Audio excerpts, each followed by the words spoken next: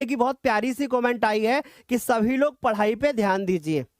सोचिए कि आपका दोस्त ही आपसे कह रहा है कि पढ़ाई पर ध्यान दीजिए, पढ़ाई पर ध्यान दीजिए। अब मैं आपको थोड़ा सा मोटिवेट करता हूं। आपको ऐसा लग रहा है ना कि हमारा सब कुछ समय से नहीं हो पाएगा। अब मेरी बात बहुत ध्यान से सुनो। अगर ये 5 दिनों के सीरीज में आप मेहनत से डेली मेरे साथ में बैठ गए ना, तो छठवें दिन आप बोलोगे सर मैं अब तूफान खड़ा कर दूंगा। सर अब मैं अगर कल पेपर हो जाए ना तो कल पेपर में दे दूंगा। इतना कॉन्फिडेंस आ जाएगा आपके अंदर। और अगर ये कॉन्फिडेंस एक बार बच्चे के अंदर आ जाता है ना, फिर अगर वो 10th क्लास का पेपर जब पास आउट करके निकलता है बाहर ना, तो वो बोलता है कि सर मैं यूपीएससी दे दो, है ना, मैं यूपीएससी क्रैक कर दूंगा। बस वही वाला कॉन्सेप्ट मुझे आपके अंदर बूस्ट करना है। ठीक, कि एक बार जब वही वाला कॉन्फिडेंस आपके अंदर बूस्ट करना है कि जो आपको लगे कि मैं सब कुछ कर सकता हूं, और उस आग में जब आप आगे बढ़ोगे तो आप सफल होगे। ये भ्रम होता है कि हम 10th के बाद बड़े से बड़ा एग्जाम क्रैक कर लेंगे।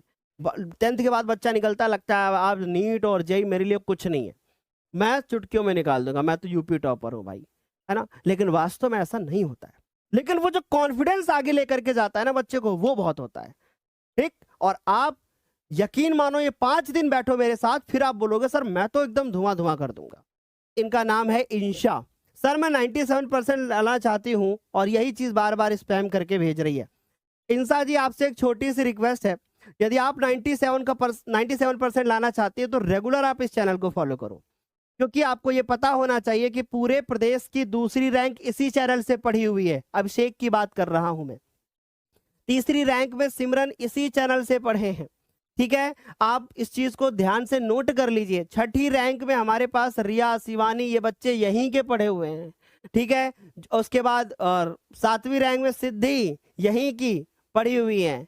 आपको पता होना चाहिए 7वीं रैंक में और बच्चे भी हैं इस चैनल से पढ़ के। 9वीं रैंक में अनूप कुमार भी आए हैं मैथमेटिक्स में, जिनके 100 आउट ऑफ 100 भी है। तो आप बस फॉलो कर लो इस चैनल को रेगुलर, आप फोड़ के आओगे एग्जाम में। ठीक है, ठीक, टॉपर वो बनेगा जो मेहनत करेगा, ऐसा कोई जरूरी नहीं है। अब वो कोई बच्चा भी हो सकता है, हम तो ये नहीं कह रहे। जो बच्चा मेहनत करेगा वो टॉपर बनेगा। क्योंकि मैं आपको एक बहुत प्यारी सी चीज बोलना चाहता हूं, बहुत ध्यान से सुनना।